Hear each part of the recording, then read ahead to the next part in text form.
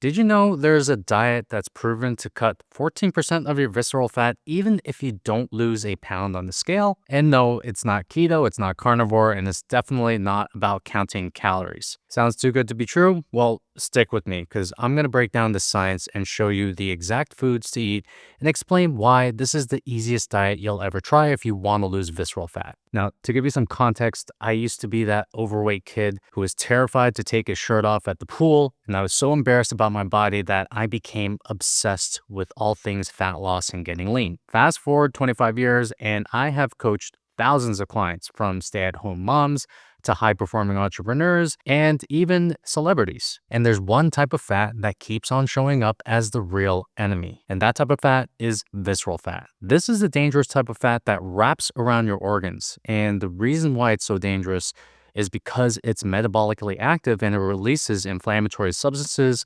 called cytokines into your bloodstream. Now, the problem with these cytokines is that they contribute to chronic low-grade inflammation, which is a key driver for a lot of metabolic diseases like heart disease, diabetes, Alzheimer's, and certain types of cancer. Also, if you have way too much visceral fat, it can literally make you dumber. It reduces the amount of blood flow to your brain, which can cause shrinkage in areas in the brain known for memory and emotional regulation. You mean shrinkage? Yes!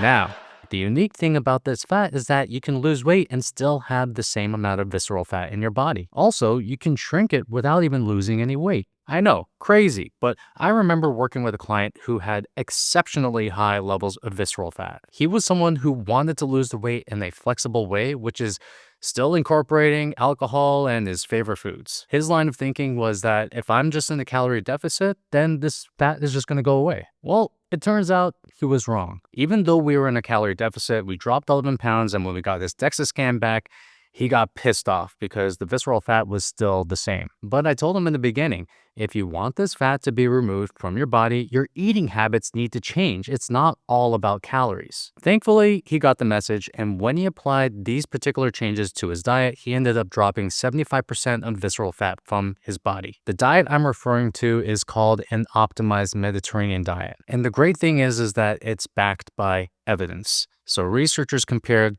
3 types of diets to see what really shrinks visceral fat. The first diet was a healthy guideline diet, which was lean protein, veggies, and fruits. They lost 0 weight, but visceral fat dropped by 4.2%. Then they tested the standard Mediterranean diet, which is the classic olive oil, fish, and nuts. They lost 2.7% of their body weight and 6% of their visceral fat. The third one was the optimized Mediterranean diet, which was loaded with polyphenol-rich foods like berries, blueberries, raspberries, pomegranates, and green tea. This group lost 3.9% of body weight, but also their visceral fat numbers dropped by a whopping 14%. Now, the reason why this particular diet works so well is because of its polyphenol content. Polyphenols are these plant compounds that are found in foods like dark berries, green tea, and nuts. In this study, they triggered the production of hippuric acid and urolithin A, which are compounds that basically tell your gut to get its shit together and to start burning visceral fat. Now, here are the foods that we implemented into our client's diet. First, we got rid of alcohol. My client had a history of drinking 1 to 2 glasses of alcohol a day and a little bit more on the weekends. And if there is anything that you know about alcohol is that it increases inflammation, appetite, and your body prioritizes it first before burning off anything else. So if you want to get rid of visceral fat, you have to give your gut and also your body a fighting chance, and this means creating the best environment for visceral fat loss. Next, we needed to severely limit hyper-processed foods, sugars, and packaged foods from his diet. And what we're starting to find is that processed foods and emulsifiers and also sugars significantly contribute to the accumulation of visceral fat due to its effect on gut health. Now, it's not all about elimination.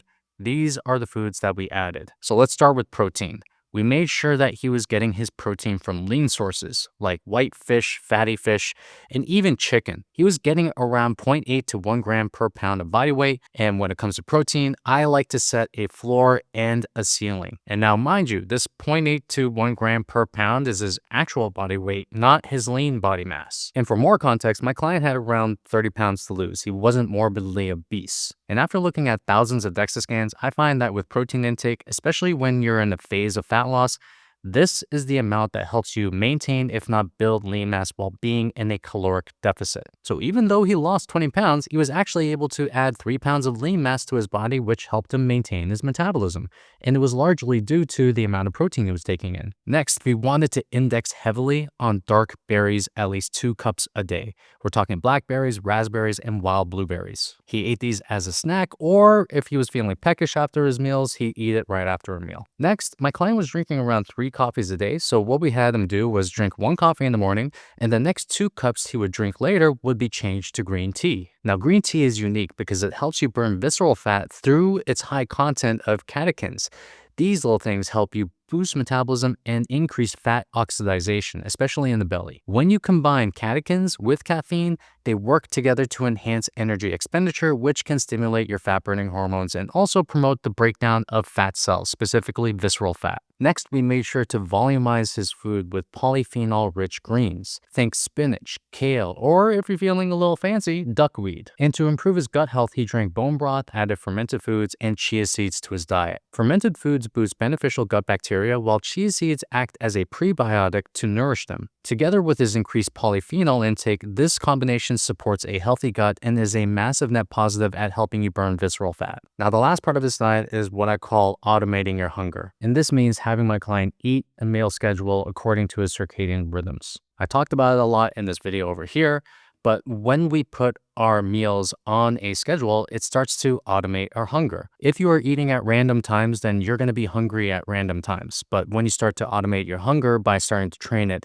when it should eat and when it shouldn't eat, what's happening is that you're making your hunger work for you instead of against you. So for our client, we actually started at the end. When he went to sleep, we wanted to make sure that we had our final meal at least 3 to 5 hours before going to sleep, and that was around 7 p.m. And the next part is to eat a high-protein, nutrient-dense meal at least 1 to 2 hours upon waking to help you regulate your appetite later on in the day. And then between those 2 meals, we just add the middle meal. And then this is a semblance of creating a natural meal schedule that fits your lifestyle. Now, while this diet is really focused in on the diet, I have to mention that we also incorporated weight training, walking, and sprinting as his main sources of exercise. These types of exercises have been shown to help burn visceral fat and preserve lean muscle mass during a fat loss phase. And the last thing you need is time. From my experience, it takes around 90 days of concentrated effort to make significant reductions in your visceral fat. With a 3-month time horizon, you can go from having unhealthy to healthy levels of visceral fat by making these substitutions that were just mentioned in this video. And the big lesson here is that when it comes to burning visceral fat,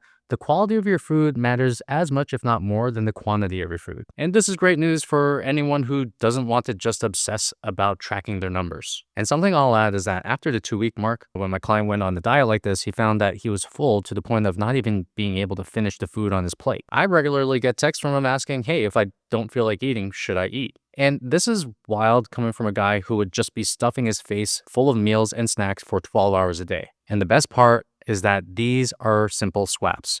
So instead of eating candy or chips, you're going to eat berries. Instead of drinking soda, you're going to be drinking green tea. A couple of small changes can lead to wildly different results. So to get rid of your visceral fat, obsess a little bit less about your calories and more about feeding your gut the right quality foods. And once you do this, you will eventually see your visceral fat and also the size of your belly disappear. Now, if you want to get rid of your visceral fat, I create a free guide on the exact protocol we use to help our clients lose it. Drop a comment with the word lean below and I will send it to you. And thanks for watching. I'll see you on the next video.